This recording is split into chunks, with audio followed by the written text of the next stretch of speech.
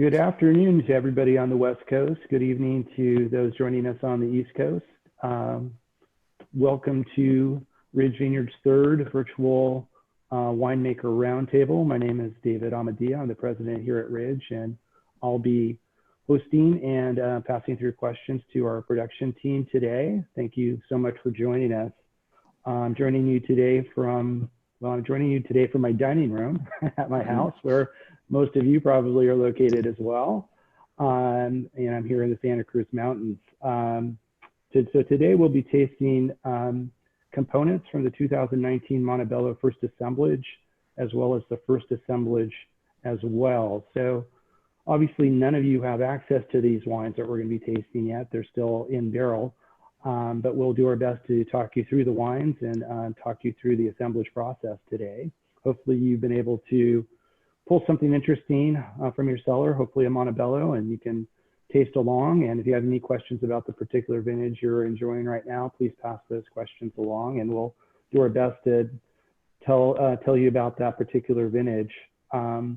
Normally, those in the collector club, the Monte Bello collector, would have had opportunity to try these wines at our barrel tasting in March or coming up in April, but since those events are not happening, we were trying to recreate that virtually for our club members. If you're not a club member, we'd be happy to have you join our Monte Bello Collector Club. This allows you to buy the Monte Bello on futures, 2 to 3 years before the actual release at a nice discount. You also get all of our estate wines along with that as a member of the Collector Club. So if you have any interest in that, please go to our website, to our club section, and look at the details there. We'll actually be charging the 2019 Monte Bello futures next week. It's not too late, so jump in and take advantage if you're not already a member. So I'm just going to give a quick update about what's happening at Ridge with the COVID-19 pandemic situation. Things are actually, we're quite fortunate here. None of our employees has come down with any symptoms or has been infected by the virus. Our farming continues as normal in the vineyards. It's an essential business, and outside of wearing gloves and masks and keeping 6 feet apart, everything is operating pretty much as normal in our vineyards today. Likewise, in our production facilities, we're operating perhaps in some locations at Monte Bello in particular with a smaller staff, but we're operating normally at Lytton Springs at Monte Bello, and all the barrel work and even some upcoming bottling is going to proceed as normal. So that's also really good news. And also good news is our warehouse continues to be operational. So we're able to ship out retail shipments, club shipments, shipments to our wholesalers in the United States and other places. So that all is excellent news. And we're focusing on adapting to the situation. So this virtual tasting is a great example of the adaptation that we're focused on to try to adjust to the environment they're all operating in today. Another thing we're doing is drive-through pickup at Lytton Springs. So if you're a club member and you'd like to pick up your wines, you can certainly make arrangements and make an appointment to come through and pick up your wines there. And we're offering free shipping on all of our shipments through our website. So just a couple of things that we're trying to do to adjust to the new normal. I'd like to introduce our production team that's joining us today. First, I'd like to introduce Eric Baugher. Eric is our Monte Bello winemaker, chief operating officer at the Monte Bello facility. Has been with Ridge for, let me get this right, 26 years. Yep. And we're really glad he's going to be able to join us today for the tasting. John Olney, in my upper right-hand corner, is our Lytton Springs winemaker and COO of the Lytton Springs Winery. And John's been with us for, let me get this right, 24 years. And last but certainly not least, in his 31st year at Ridge, David Gates, who's in charge of all of our vineyard operations at Monte Bello, Lytton, as well as our outside growers. So thank you to all three of you for joining us. So in terms of the chat function, if you just want to chat, check in, make a comment, feel free to use that chat function. We'll be monitoring that. If you have a specific question that you'd like to pose to the panel, please use the Q&A function. I'll be taking a look at that. And if we don't, we'll either answer that in writing or we'll actually take that question live. So please jump in and participate. That makes this a lot more interesting and fun for all of us. So looking forward to your comments and questions. Before we start tasting the wines, I thought we'd start off and talk about terroir and talk about the Monte Bello vineyard itself. Certainly it's now today, after more than 50 vintages, famous as one of the top places to grow Cabernet and Bordeaux varieties in the world, but very different from Bordeaux and Napa, probably the two other places that have some fame for growing those varieties. So I was going to ask David Gates to maybe kick it off and talk about what makes Monte Bello unique, maybe vis-a-vis Napa and Bordeaux, and how we see that in the wines that we make. Oh, thanks, David, and welcome everyone. Well, the first thing that jumps out is we are in the Santa Cruz Mountains, and that's mountains where most of Napa is planted in the valleys. There are some hillside vineyards in Napa. Bordeaux, there's no hills. I think it's fairly flat in the river there. Monte Bello itself is what geologists call it exotic foreign terrain. So it didn't come from here. It was pegged in place from the Farallon plate that was pushed underneath the North American plate, which by the Pacific plate. So a little bit of plate tectonics. Basically, we're a little seamount that is limestone and greenstone that was kind of smushed onto the North American plate. And then because we're right on the San Andreas Fault, which is, where the Farallon plate is subsumed under, we were able, the Monte Bello was able to kind of get pushed up and smushed around some more and actually become a mountain. The reason why that is important is because of the limestone that comes along with that greenstone. And that kind of keeps the soil sweet, and it's very old limestone. And what by keeping the soil sweet, what that means is it allows nutrients to be more available to the vines. And because it's mountainside, it's not too many nutrients, which is a good thing. Being up in the Santa Cruz Mountains, we are kind of midpoint in the Santa Cruz Mountains, and we're on the east side of the Santa Cruz Mountains. So we face the bay, and that's the other thing that is unique about being able to grow Cabernet Sauvignon and get it right at Monte Bello. The bay is this big heat source and a sink for the cold air that comes in through the Carquinez Straits and in response to the heat that's rising up in the valley, sometimes San Jose as well. And that cool air flows in at night and sits up and pushes the warm air above it. And most of our Cabernet vineyards are above that inversion layer where the cold air settles. And so they get the warm nights, and those warm nights in the summer and into the fall is kind of what allows us to grow the Cabernet. Get it ripe anyway, because we're very cool. We're mostly, very cool region 2, sometimes region 1 here, which means it's cool. We shouldn't be growing Cabernet, but we can get it right. And that makes a big difference. And the alcohol level on our Monte Bellos is significantly different than you see in Napa for sure. And, today different than what you see in Bordeaux, maybe not historically, but today certainly different than you see from France. And what accounts for that, David?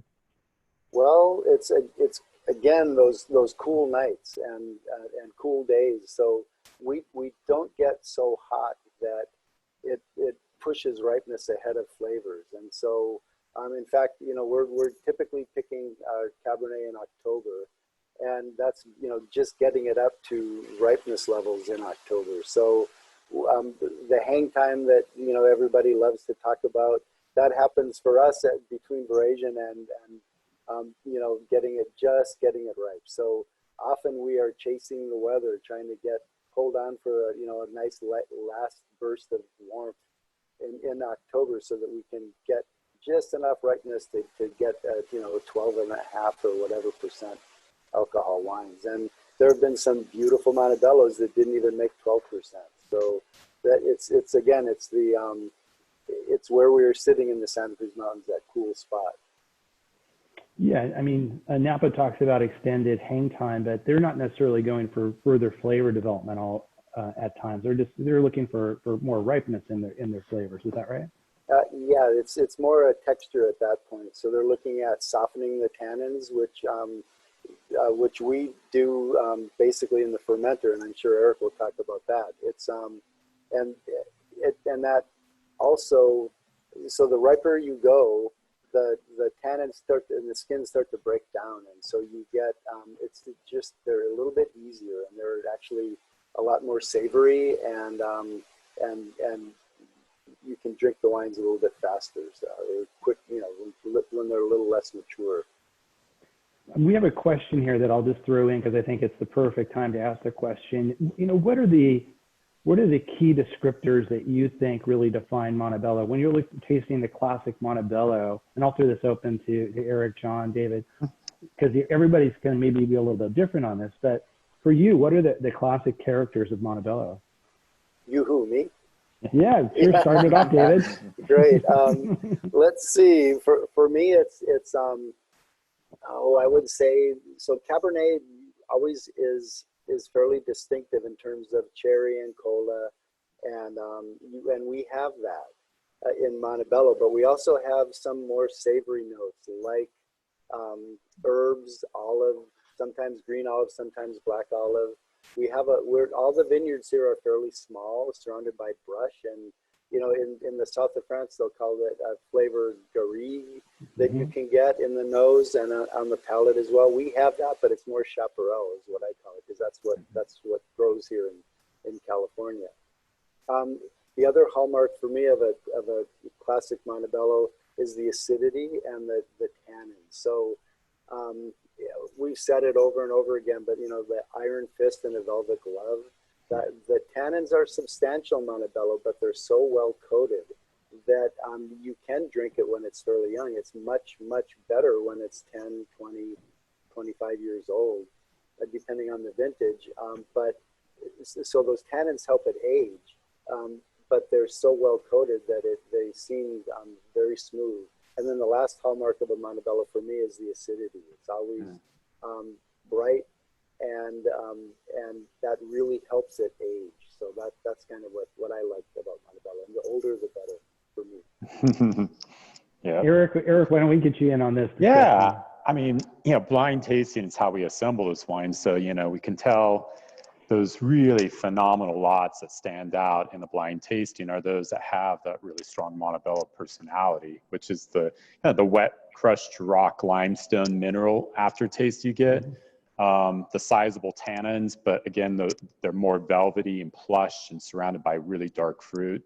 The forest character is also kind of a wonderful element of a classic Monte Bello, where we've got a lot of bay laurel trees around. So you get these really exotic herbaceous elements that come in to combine with the cassis and blackberry. And in total, you just end up with a multi-dimensional wine.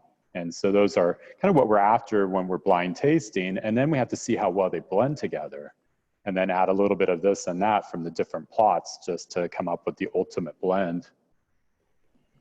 But yeah. John, what about you? Anything that David and Eric missed in terms of classic Monte Bello characters that you look for in the wine? Well, I would only add, one of the things, we could do an entire separate session that would last, it might go on forever, about, the topic could be what is great wine? Right. And, one of the things about Monte Bello that I think makes it great wine is that when Monte Bello is young, you're dealing with a wine that has a lot of structure, like David mentioned. There's a lot of phenolics there. There's a lot of tannin, and you really don't see so much of the fruit. And yet, it's a wine that sort of counterintuitively, when it's 30, 40, sometimes older than that, years old, there's this sweetness that comes out in the wine, and also that beautiful acidity, and it's very, very ethereal. So it's really incredible that you have a wine that actually gains in complexity, and in some ways it almost retains this youthfulness that you can see more as it ages, which doesn't work for me, but it does for Monte Bello. So this is just a we'll put this what up on a tee. It's an easy question that came through. And Eric, how long should you wait before you open your Montebellos? What's the guidelines that you would provide to a customer? I mean, it's kind of ideal to wait 10 years is kind of the minimum. And some vintages may require even longer, more like 15 years. And then others might be a little more accessible when they were younger, and you might be able to start enjoying those at 7 years. So it's really, we have that guidance on the back label. So that's always a good spot to go to and really looking at the drinking window. But during the period while you're waiting, then we have, of course, the beautiful estate Cabernet, which is also from Monte Bello, but that's where we have worked the tannins differently so that you can drink that younger. Yeah, that's a great point. Here's a wine from the estate, but slightly softer, more approachable wine. Certainly something you can drink while the Monte Bello sits in your cellar for 10 years before you pop a cork. So yeah, and then kind of once it gets to that plateau, then it kind of holds and it can go on indefinitely. I mean, you still pull corks on 68. Yeah, it drinks well. 10 is the minimum, but you can go out a lot longer than that. Yeah, absolutely. So Eric, why don't we talk a little bit now about the assemblage process itself? What is it? It's obvious. I know for you guys, it's a highlight of the year for you. It's the culmination of a year of work, and then it's also bringing together this, decades of knowledge of making this wine for so many years, and it all comes to bear in this 1 or 2 day tasting. Yeah, 2 days of highly disciplined tasting, blind tasting, where we have a long history. We know these vineyard plots, and when that fruit came in, it fermented and made a certain style, a character of wine. But when we're blind tasting, we don't want to be influenced by any of that. So I randomly organize the flights so that we're trying to keep as much prejudice out or any bias out of the tasting so we can really give everything a full assessment and really find the shining stars of the vintage. Because every year the weather is going to be different. The performance of a block can vary depending on just where the weather hit the mountain, because we're growing at four different elevation points, and so you get different microclimates occurring within each zone. And it can have an influence over how the fruit ripened, the character of the tannins, the character of the flavor. And we're seeing that in the fermenter as we're working the grapes as they're fermenting, and we're trying to really raise the lots to become Monte Bello. And then we barrel it all down. So everything will spend about 3 to 4 months in their own groups of barrels, finishing malolactic, settling down. That's where I'll then draw barrel samples and set up these flights. And again, randomizing. So we're tasting Cab against Merlot, against the Franc, against Petit Verdot, giving everything a clear chance to make it into the Monte Bello. And that's where everyone's sitting at the table, blind tasting the same flight, same group of wines. Everyone has to pick their favorites of the even number of glasses. So if it's 4 glasses, we're going to have 2 pluses and 2 minuses. Pluses being our preference, minuses being where it's more controversial. And everyone will turn in their score to me, and we'll kind of look at the statistical preference of what glass really has stood out as the top glass of the flight. And then everyone has to begin discussing why they voted a certain way. And we'll start with the newest member of the team. They have to speak first, give us their impression. And then we just go around the table. And, I'll be second to last. Paul Draper will be the very last. And we don't want to talk over anyone, that's newer to the team to kind of change their impression. We want everyone to really speak their feelings about those wines.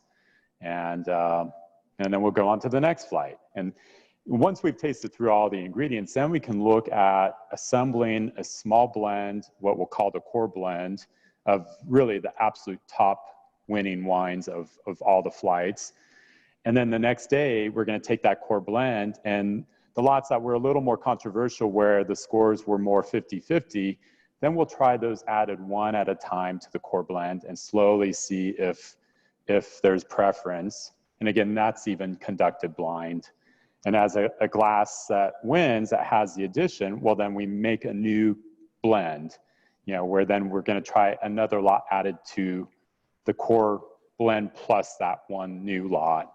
And we'll just keep going through until we've, tasted 8 different iterations of the blend.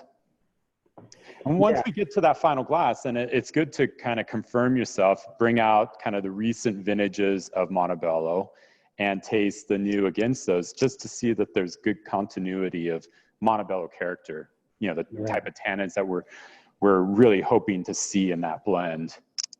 And so it's good to judge it against the previous vintages.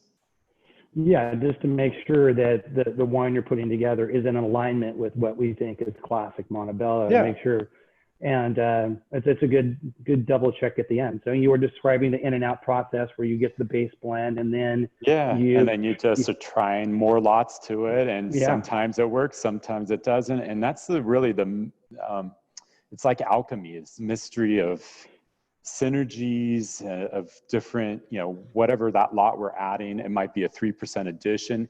It could have like a 10% effect on just enhancing richness, character of fruit. And then there's lots that may just be wonderful on their own, but then added, it doesn't really add much interesting flavor. And so we recognize that in the blind tastings, and we'll hold that lot out. So it is a mystery of how these, how things can come together, and you can build on the synergies that take place. Yeah, no, it's been amazing to me sitting in some of those tastings. Even a 0.5% addition to a wine can change the character of the blend miraculously. It's really a mind-blowing experience to go through that. Yeah. People are asking, Eric, who sits on the blending committee, who's sitting around that table when those decisions are made? Well, it's not just Paul, myself, David Gates, John. I mean, it's going to be our assistants. It's everyone kind of involved in, the whole process of raising the crop, bringing it into the winery, fermenting it. So it's dominated by production and vineyard. We're the ones that are really kind of intimate and close to the vines and the barrels of wine. And then it's always good to have others join as well, just for kind of more palates, more ability to detect different things in the wine, because I might be really sensitive to looking for aroma and texture. Be good to have someone else picking up on some of the other components of a wine. So we're all kind of working together, collaborating, and ultimately we all end up coming together with the final glass. Yeah. And it's no straight path of getting there. I mean, it's just, a lot of trying this, keeping that out, trying something else. And, over 2 days of tasting, we somehow all get to a point where we get a glass that everyone agrees. Yeah, it's a terrific process. And that's just the first assemblage. Then you come back and you do a second assemblage. And we got to do it again. Yeah. So, but the second assemblage is a little bit smoother, because really, 80 to 90% of the wine is already put together. So the second assemblage really gives some lots a second chance to make it, where maybe at this first assemblage, which was done in early February, some lots weren't totally finished with their malolactic, or they needed more time on their own. So by May, when we do the second assemblage, that's when they are much more settled down, and we can actually taste and see whether or not any of those can join. So it's really the last minute fine tuning of the first assemblage. Yeah, a lot easier than the first assemblage, a little less complicated. Yeah. So we really dealt with the specific terroir at Monte Bello, a mountain vineyard close to the ocean, cool site, elevation.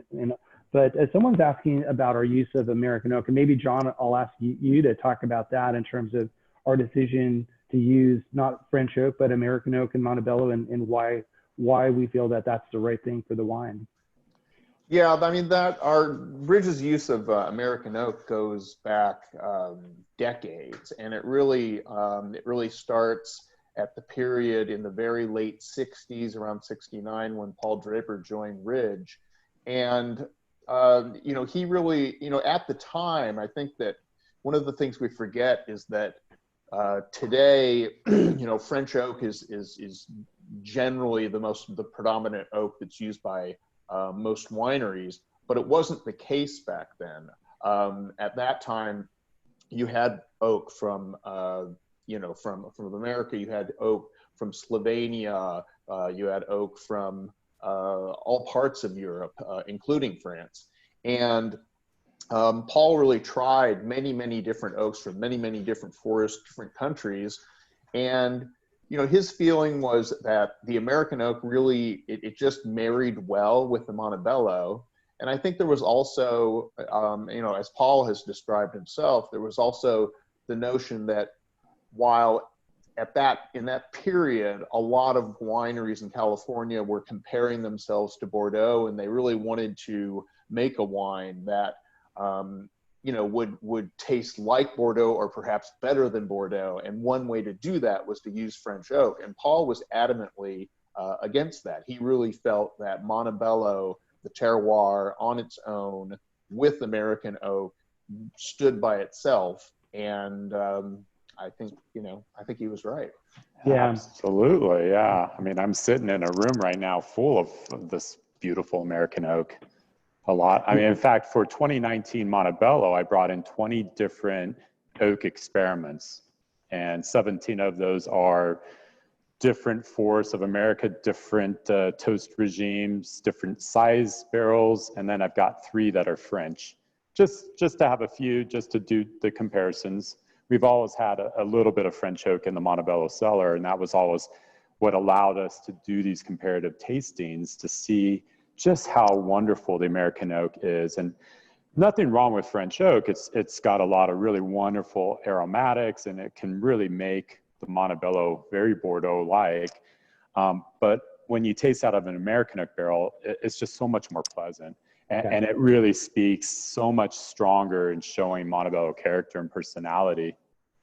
So yeah, I think it's also important to point out that in the U.S., our barrel business, the history of barrels in the United States started with the bourbon business. And when you're making a bourbon barrel, the selection of the oak is really not that important. It has more to do with just charring the inside, giving it that color. And I think one of the reasons that American oak has come as far as it has been wineries like Ridge, like people like Paul Draper, who've worked with these coopers and really got them to come along and do a much more rigorous selection process. So I think that's it's come along. I could say American oak is better today because of all the hard work that Ridge has put into it, and beginning with Paul of really being very insistent on the cooperages, sourcing the wood carefully, laying it down for seasoning time, and then carefully toasting the interior of the barrel. So we've come a long way with American oak today. It really is probably at the best I've ever seen it in my 26 years here at Ridge. Yeah. I think the point that John was making at the outset, that Paul never wanted to make an imitation of Bordeaux, that he wanted to make a uniquely Californian, uniquely American wine. And the quote I love from Paul about this is, if you want to buy Bordeaux, buy Bordeaux. I mean, we're not in the business of making imitations. We're making a unique wine from a unique site. So, and I think the American oak is the perfect complement to the wine. And anybody who tastes the wine in French oak and American oak will see that immediately. Yes. So pressing forward, we're going to taste through some of the components now. We actually have 4 components. We have Cab Franc, Merlot, Petit Verdot, and Cabernet Sauvignon. And then the 5th wine will be the first assemblage itself. But all these components are in the assemblage at this point. So why don't we kick it off with the Cab Franc? And John, maybe I can ask you to talk a little bit about that specific varietal and maybe a bit of its history and what it's all about. Sure. So, yeah, it's hard to know where to begin when you're talking about grape varietals.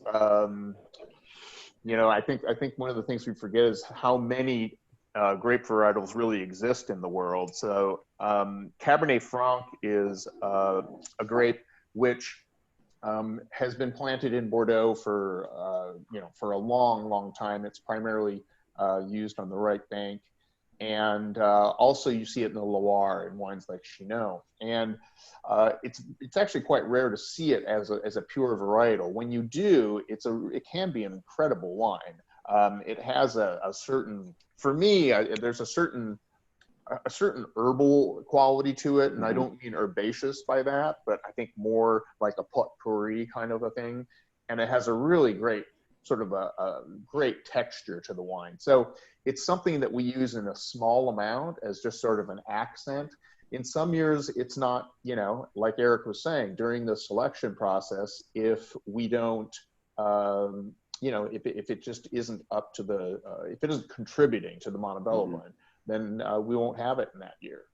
And I think one of the interesting things also is, which I think comes down to sort of like a respect for the raw materials and understanding of them, is that many viewers, I suspect, are aware that in our Zinfandel wines, we really rely on field blends, and we're you know, we very much champion the idea of vineyards, old vines vineyards, where varietals are interplanted, and we really feel we get the best results in that case from harvesting those together and co-fermenting them.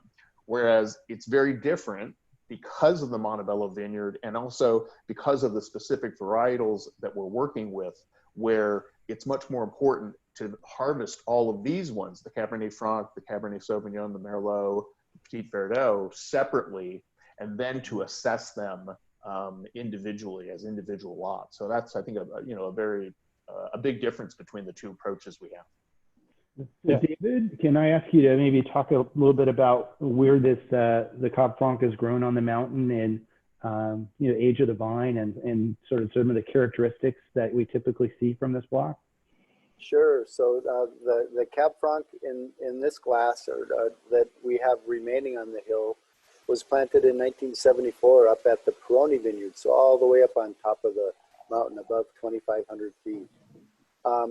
It's an old California selection of Cab Franc, which means that it has some leaf roll virus in it, red leaves, and which it affects it in that it doesn't make as intense of a wine, as darkly, richly colored wine as the as Cab Franc does, that's cleaned up, or that has come over from France more recently. It makes a very pretty wine, and it struggles to get ripe some years. And so it's kind of one of the missions that I take on, and I force the vineyard team into trying to really work this vineyard over to try to get that Cab Franc to show up. And then and by that I mean we do a little bit of canopy work. Like we're pretty relaxed in our canopy work here at Montebello. We do pull leaves on the morning side and the north side, because we are in such a cool spot, and that helps with the herbaceousness. But other than that, we just kind of do the relaxed vertical shoot position, VSP, and the Cab Franc responds to that. And we also have to really watch the yield on Cab Franc, because while the clusters aren't really big, the berries can be almost twice as big as Cabernet Sauvignon, and so you just have to really watch that. We don't need to thin it as much as Merlot, as we do Merlot some years, but we do always go in and thin it. It's certainly well, we'll talk about Petit Verdot, that's a whole other animal. Okay. Yeah. And we have another block, a larger block, down about halfway down the hill at about 1,900 feet or 1,850 feet at the Rooston Ranch. And that was going beautifully, was making really great wines. We had some that were released as the Historic Vineyard Series wines in the past, and it was contributing to Montebello, but it had a virus that we really didn't want in that vineyard called red blotch. It's notorious now in the industry. It kind of went undetected until they found a titer for it, and then realized that it was taking over a lot of the North Coast nurseries. So there's a lot of dirty material. Like any virus, there are mutants of it, as some of them worse than others. And what we were finding with red blotch that we had is that we were worried that it could really hurt the grapes, which for us doesn't hurt the vine at all. It just makes bad wine. And it hadn't started to do that yet with this Franc, but we didn't want to take that risk. So we pulled it out 3 years ago now. We replanted 2 years ago, and those vines will get a little bit of fruit from them this year. So we'll have a little more Cab Franc in the future to play with. So Eric, you selected this as one of the stars of the assemblage, this particular lot. So what do you see in this wine that really got your attention? It's the aromatics. I mean, for me, it's the father grape of Cabernet Sauvignon, and so you've got some of that dark fruit element. You've got a little bit of the herbaceousness, the kind of racy green, juniper berry perfume. It's a really beautiful wine. I mean, it's only about 1% in the blend, the total blend, but that 1% has a huge impact of lifting the aromatics of the main blend. It just provides perfume and kind of an exotic quality to the wine. It's the most like Zinfandel to me of the Bordeaux varietals, just being really juicy and exotic. So Eric, we're going to move along to the next wine now, if that's okay. We're going to move to the Merlot. And so I know that Merlot was like the star of the 19 vintage. It was really the varietal that. Yeah, it's because it got really knocked back in yields with the spring rain during bloom. So Merlot buds out early. It's the first to bloom. Last year's weather we had here on the mountain, it was a really wet winter and kind of a long one. It really ran into the period of bloom, and it really didn't allow the Merlot to set a very big crop. And then we had this nice summer. It was never too hot. It was just really perfect weather for ripening. And with the vines carrying a smaller crop, the Merlot in particular, it just helped concentrate the grapes. So it really made a powerful Merlot. I mean, in blind tasting, they were, in appearance, bigger, richer, more serious than the Cabernet Sauvignons, which are always kind of the backbone of the Monte Bello. So this year, the Merlot is only 10% of the blend. It's not been that small for quite a long time. I mean, well, the 13 vintage actually was only 5% Merlot, but other than that, I mean, most Monte Bellos have 15 to 20% Merlot. And it's gone as crazy as like the 2001 vintage, we put 36% Merlot in the blend that year. And that's only going to be done when in blind tasting, we see just how well Merlot does. I mean, if we had more Merlot volume to work with in 2019, we would probably even put more. Yeah. But it is 100% of it is in the blend, and it's only 10% of the Monte Bello this year. But it's just saturated. The nose is really deep and rich. It's that classic ripe bank, black cherry, plum, and cola, and it's really deep wine. Yeah, the palate is unbelievable. It's so rich, it's thick, and but at the same time, it's bright and fresh. It's really remarkable. Yeah, no, we had high acid in the 19 vintage. We had to deacidify some of the Merlots, and even then, it's still really serious and acidic, but we love that acid. I mean, again, it's kind of part of the hallmark of what makes Monte Bello so long-lived is having good acidity in the wine. So David, can we talk maybe now a little bit about the 19 vintage itself? I mean, it was in terms of the growing conditions and what we saw throughout the growing season. I know we had a double normal rainfall coming into the season, so that was certainly a hallmark. But outside of that, what really struck you about the 19 vintage? You're muted, David. Sorry. There you go. No problem. Originally, with all the rain that we had, and that rain, it was for all the rain that we got, we only had a couple really bad storms, and where we had very, very excessive amounts of rain. They were earlier in the season, but it just kind of never stopped. A little bit like 2011 or 87, or sorry, 86, where it just kept raining into the summer. So originally I thought it'd be a really late year, but the vines are amazing how they can catch up, and they really, I think in 19, they really showed that that the drought was past them. So old vines, young vines, all the different blocks, they all were happy. That especially, but yeah, and like Eric talked about Merlot getting hit by bad weather, a little bit of rain at bloom. Well, that happened throughout California for early blooming varieties in warmer regions. Same thing happened with our Zinfandel, for example, up in Sonoma. So crops are off a bit, but the set was off a little bit, but because of all that rain, the clusters just kept getting, the berries within the clusters just kept getting bigger and bigger. So the yields for all of California last year were just over average pretty much, even with that hit with the rain. The Cabernet here at Monte Bello was set after that rain, and it was done in like a day, which is very unusual. I mean, it was more like a week, but still, we've had bloom stretch over almost a month, and that did not happen last year. It bloomed and set, and so that meant that all the clusters were very uniform, and it almost was. We usually see quite a bit of variability from the bottom of the hill to the top of the hill, from 1,350 feet to 2,650 feet. Last year we didn't really with Cabernet. It just got off to a late start and bloomed and set, and solid crop, no stress on the vines. So we had to try to induce some stress by making sure that we didn't irrigate except for the blocks that we had planted the year before. We were waiting on mowing the grass, just anything we could do to kind of stress the vines out early in the season.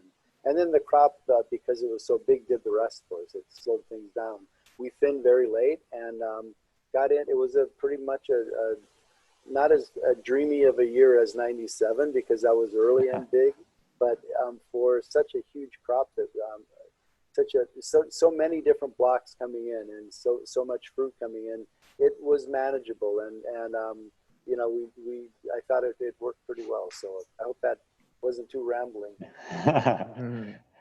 Eric, what are your impressions of the 19, and what vintages maybe would you compare it to at this point in time? Yeah, just because of just how sensuous the wine is. I mean, we really did a good job of managing the tannin extraction this year. It has certain elements of the 97 in terms of just beautiful fruit cover. They're just so seamless and silky. So 97 is a good example. And then, like 2010 is also similar in that direction of, because it's an opulent wine. It's got some really beautiful dark fruit, but it, again, has that nice, really velvety, smooth tannin structure. There's no hard edges to it at all, even in this young stage. So dramatically different than maybe some of the vintages that were in the middle of the drought. Like 13, 14, really, chalky, firm, really powerful. And, those are going to require so much more time. Whereas this is going to be just beautiful. It'd be like 97, where you can drink it young. Okay. I mean, it's, again, going to get much better if you can wait and wait it out, because it, as those secondary evolved flavors develop, then it's just so much more wonderful. But I like the timing of the harvest. In 19, things came late enough here off the mountain that we avoided kind of having Zin and Cab all in the winery at the same time. So we were basically finishing Zin as we came into the first of the Monte Bello lots that started on the 27th of September. And then block by block, we picked and brought in about 55 different parcels over about 4 weeks. Okay. And got it all in and had plenty of time, plenty of tanks, really able to just leave everything in the fermenter and carefully pump over and press when things were just right. Yeah, we were never rushed.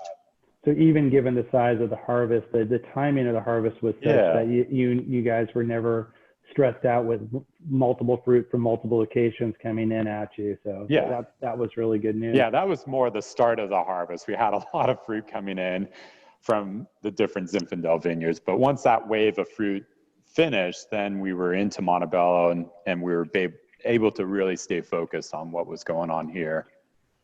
So I'm backlogged on questions. I apologize, people, that the discussion is going so well. But a couple of things I could throw at David Gates maybe. One is, what are the Cabernet clones that we grow at Monte Bello? And then the Fountain Grove clone, are you aware of that being grown anywhere else outside of Monte Bello?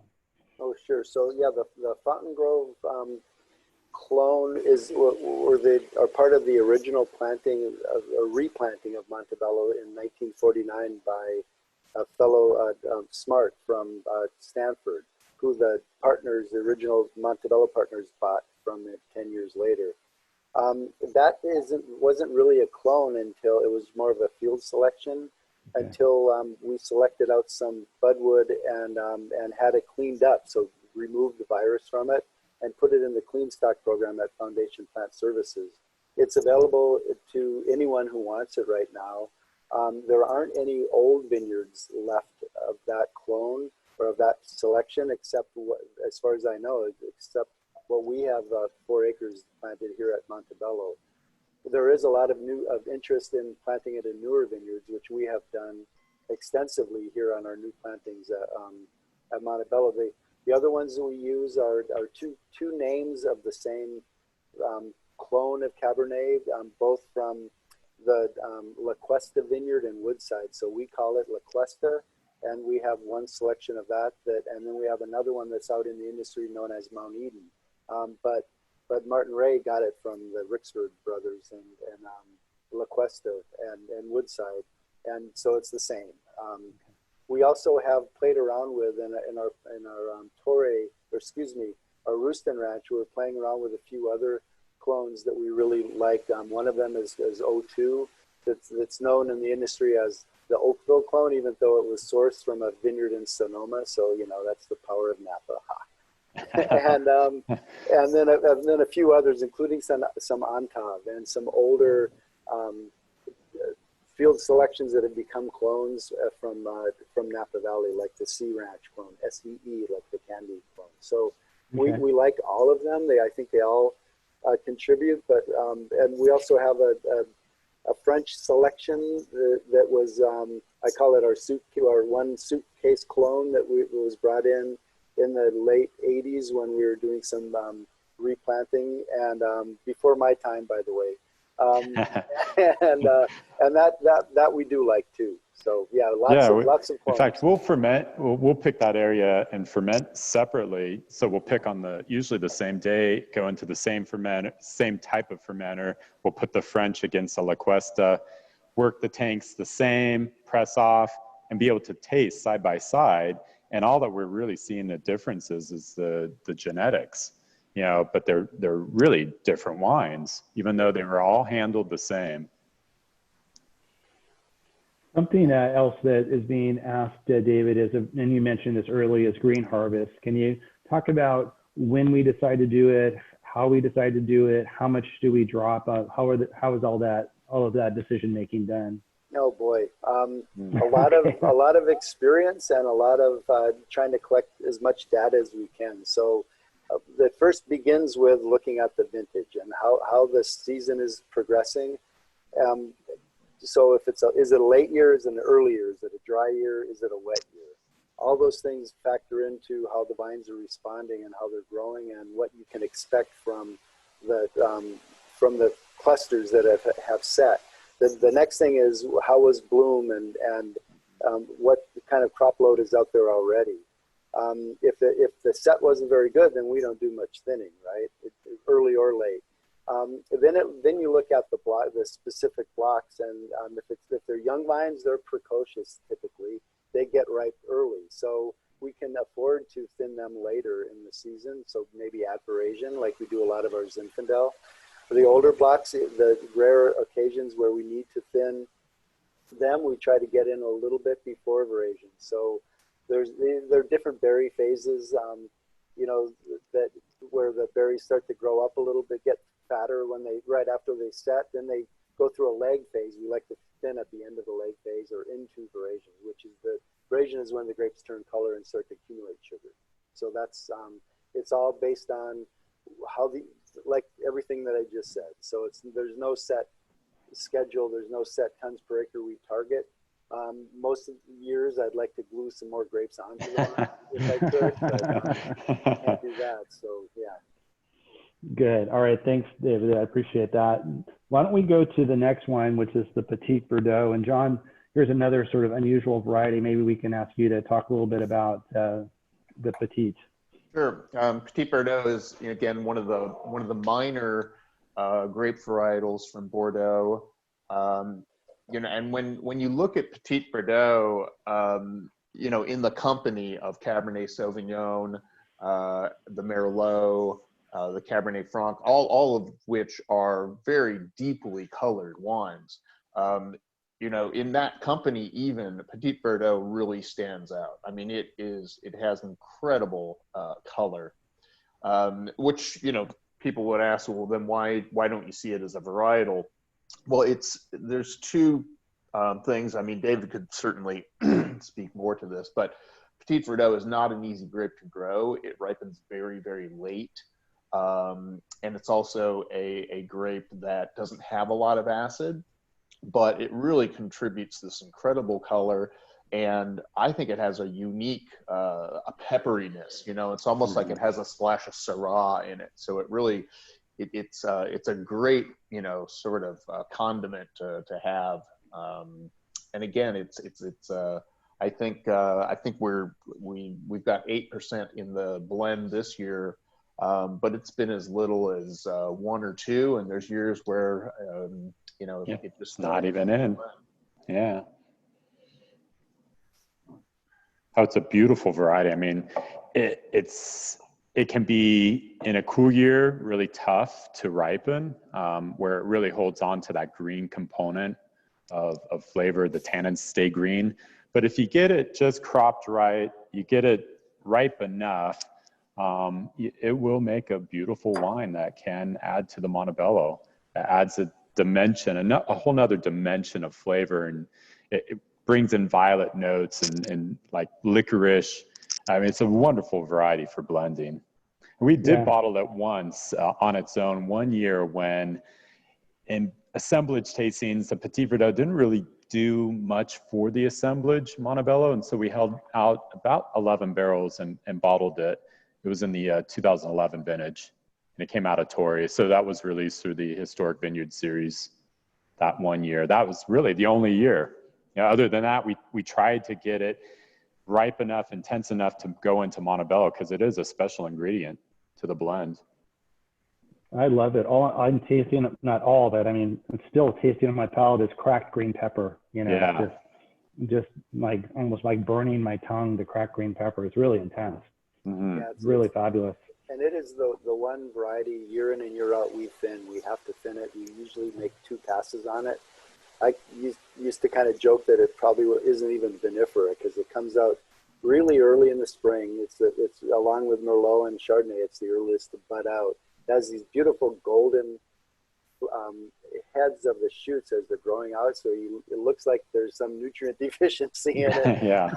From a viticulturist anyway. It's very pretty. It grows out of that. It's not a strong grower, and what we cane prune it, and even on the spurs, that replacement spurs that we leave behind the canes, you'll have 3 or 4 clusters per shoot. They're not big clusters, but it all adds up. So we have to thin like crazy. And then it takes, like Eric said and John said, it takes a long time to get right. Yeah.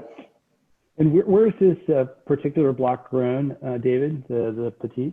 So this block is right next to the tasting room, just above the tasting room, the Torrey. Yeah. So it's established vines. It was planted, what, in 1987? 89. 89, okay. Yeah.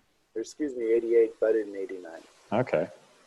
And this is the old Jackson clone. I mean, because we don't really have much diversity of Petit Verdot in California. So this is basically all the Petit Verdot growing at Monte Bello is this one old selection from the Jackson field station up in the Sierra foothills. Yep, that's the field station. It's a great story, maybe for another discussion, but there are I think there are over 30 different varieties, selections that are in the Clean Stock program that are used today from that one field station, the pre-prohibition field station. Pretty cool. That's awesome. Yeah. I saw some popping up on the screen that someone's drinking the 2011 Petit Verdot right now. Perfect. Nice. I bet it's drinking really good right now. Yeah, it's a sweet spot. Yeah. So why don't we go to wine number 4, which is the 100% cab block that we're tasting. And And David, where did this particular block come from? Eric, you're going to have to help me with this. Is this it's Circle Hill. Circle. Oh, yeah. Yeah, Circle Hill. Yeah. So this actually has maybe 4 or 5 Pinot vines in it, but that's more for. But the birds get most of that before we harvest. So the birds get it all. Yeah, absolutely. We might pick a little bit of the second crop.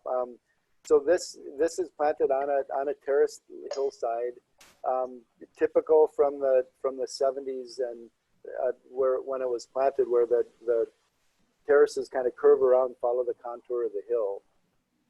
There are some a few replants in here that we actually pick out separately from the older vines, and this one is basically has the aspects are south and east, so it usually gets ripe.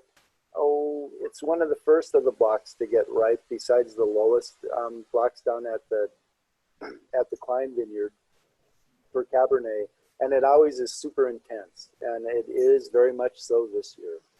So yeah, it's a neat little block. It's a bugger to pick though, because it's so steep. And the terraces, the vines are planted on the face of the terrace, so you either have to bend over and lean out to pick them, or you have to reach way up. Reach up the bank. Yeah. But it makes great wine. And it's about 3 acres or so, and we get maybe 1.5 tons, 2 tons. Yes. So it's low yielding, but wonderfully concentrated. I mean, this one really stood out this year. I mean, it's got the backbone, it's got that rich cassis fruit. It's all old vine character as well, and showing the nice limestone mineral aftertaste. Got firm acid. And it's really all the great elements of a perfect Monte Bello. I'm going to roll this grenade right down the table. Here's a question. So the Monte Bello Vineyard, it starts at around 1,200 feet, goes up to 2,700 feet, different aspects in terms of the direction the vineyard faces, different varietals. Why do we consider that a single vineyard, since it covers such a, not a huge geography, but not an insignificant amount of geography? Well, there's not a whole lot of difference between, the bottom of the mountain and the top. I mean, it's all a single soil series. I mean, you've got limestone in all the spots where all the Bordeaux varieties are growing. So you have that influence of being a mountain site, limestone. You've got the ocean influence as well. Yeah. So it's pretty close as far as its character. You don't see such a radical difference between the wine flavor character from 2,700 feet from the 1,200 foot elevation. It all tastes of Monte Bello. It's a consistency of soil type, a consistency of climate, and then also in terms of the wines that come off is consistent as well. And, and it's not all contiguous. I mean, it would be nice if it all was. It's just, over the 100 and so years that there was grape growing on this mountain, after Prohibition, a lot of original land was lost, subdivided, houses started to become part of the mountain here. So you've got what used to be all contiguous vineyard land now broken up by development. Yeah. So we've got the best aspects of the mountain for growing the Bordeaux varieties, but you've got all these different houses interspersed. Yeah. And I would challenge you to look at a map of a lot of the top Bordeaux estates, and many of their vineyards aren't contiguous either. Yeah. So it's not something that's unique to Monte Bello for sure. But interesting question. And the other thing I'll just throw in is that it's hard to have, even in the same property, parcel, it's hard to have contiguous vineyards because in the mountains, because you can only plant, we try to plant from a 30 or 35% slope or less. And if you've ever driven up to Monte Bello, there's a lot of more than 30% slope. Oh yeah. Yeah. You have to pick and choose where you can plant. Yeah, and you've got steep ravines, you've got swales, you've got spots where you just can't even plant. Yeah. And so it's, we planted where the sweet spots are for growing the Bordeaux varieties. And then in the more shaded side of the mountain, that's where the Chardonnay is grown. Yeah, absolutely. Yeah. Well, good. Well, we're coming up on an hour, so I think we should maybe jump to the last wine, if Yeah. that's okay, gentlemen, which is the 19. first assemblage. How many total lots are in the first assemblage, Eric? We brought in, out of all the tasting we did, we got 21 out of 28 that we selected that came together. Which means, you know, there's still some that we will consider for the second assemblage in May. 5 of those we'll bring forward to try again. But at this point, the 21 of the absolute best of the vintage have come together, and it makes a blend of 81% Cab. You've got 10% Merlot, 8 Petit Verdot, and 1 Cab Franc. And 13.5 alcohol, right? 13.5, yes. Yeah, which is... Yeah, that's the thing. I mean, we're trying to hold that level of ripeness. I mean, we were picking late, so, you know, if we were trying to push our style closer to Napa, I mean, we would have to have a whole nother month of hang time, meaning we're going to be harvesting into November. And even then, the vines would probably just run out of energy. You know, as it was, they were already starting to lose leaves in late October. So they basically were sensing it's the end of the year and end of the season. It's beautiful, Eric. It's a great blend. Oh, it is. It's so fabulous. I mean, this is the style we want to continue making here at Monte Bello, and the weather has been, you know, even with climate change and, you know, we see more volatility. In general, we are staying cool on this location. In fact, 19 was below average temperatures through summer. You know, as the center of California warms up, it creates more draft off the ocean. So with that, we get more fog. And, you know, the great feature of having the San Andreas fault line and that deep canyon right below the vineyards, it helps kind of channel the fog right around the vineyard to the south where it spills out into Silicon Valley. So we get the benefit of the cooling, but not the direct hit of the moist fog hitting the vines. Yeah, you're right, Eric. I mean, with climate change, we've certainly seen drought, and we've seen we've been going from drought to normal flood. Yeah, but in terms of climatically, the temperature, it actually hasn't changed dramatically for us. I mean, all the wines have been under 40%. You could say maybe the hottest day is hotter than what it normally is, but that's like, I mean, 2017, we had one good heat wave where it got up to 106 here. And we haven't seen temperatures like that since. It is pretty infrequent. Yeah, absolutely. Which is great because, again, this is what we want to continue to make. And, you know, that just means we've got to be really disciplined in how we farm, making sure the yields are appropriate for the growing season, and that we're out sampling the grapes and tasting and making our picking decisions by taste and not getting greedy for more ripeness, saying that, you know, we can see the grape at all its different spectrum of points of ripening.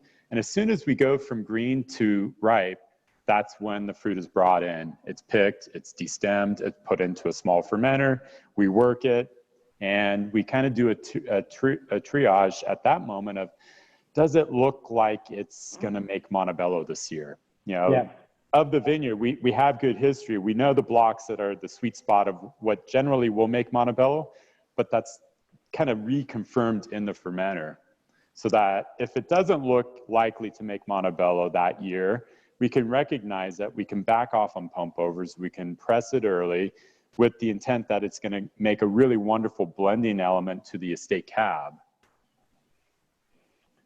Yeah, that's something that another famous quote from Paul that I love is, if you want to have a great first wine, you have to have a great second wine. So yes, it enables us to only put the best lots in the Monte Bello, and then they can go into estate cab. And if they're not good enough for estate cab, well, we'll sell it to somebody else. But it's great to have that second wine to fall back to. And John, while we have you, since you're up in Healdsburg, you know, maybe just take a minute to talk about 2019 harvest vis-a-vis Zinfandel and what we saw. I know it was a fairly unique year, 2019 for you. Maybe you want to talk a little bit about that? Yeah, sure. I mean, I think you know, certainly some similarities in terms of late rains, really sort of, you know, pumped up the soil, and the vines came out, you know, ready to work. And you know, it was a little deceiving, I think. You know, we didn't think that the crop was going to be as big as it was, but it turned out to be, you know, quite a bumper crop.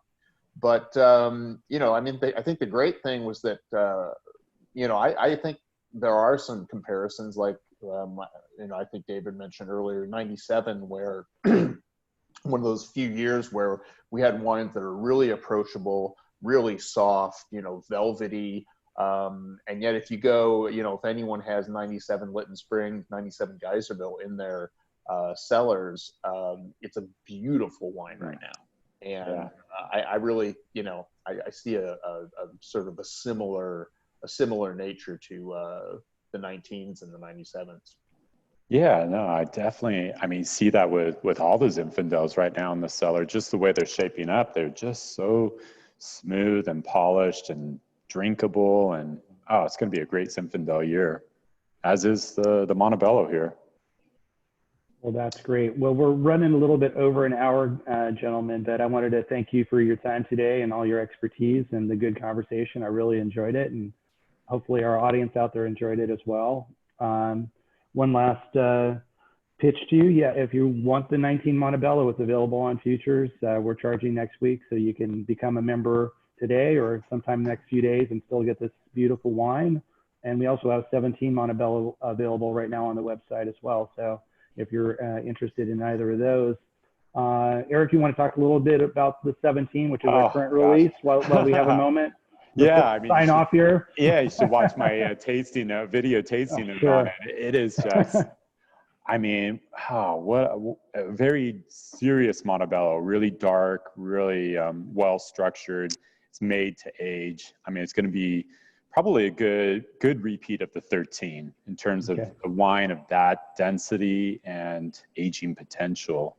It's a good collectible vintage, one to lay down. I mean, I've been opening bottles of it just out of curiosity since we bottled it last year. How's it coming along? And it's drinkable now, but it also has so much weight and structure. It's going to age for, you know, easily 50 years.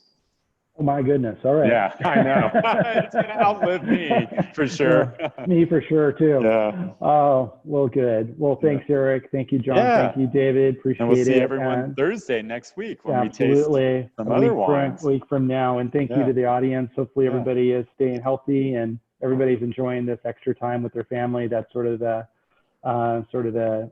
mixed blessing, but a blessing indeed. So thanks again for joining us today, and we'll look forward to seeing you next week. Thanks again. Thanks. All right. See you guys. Bye.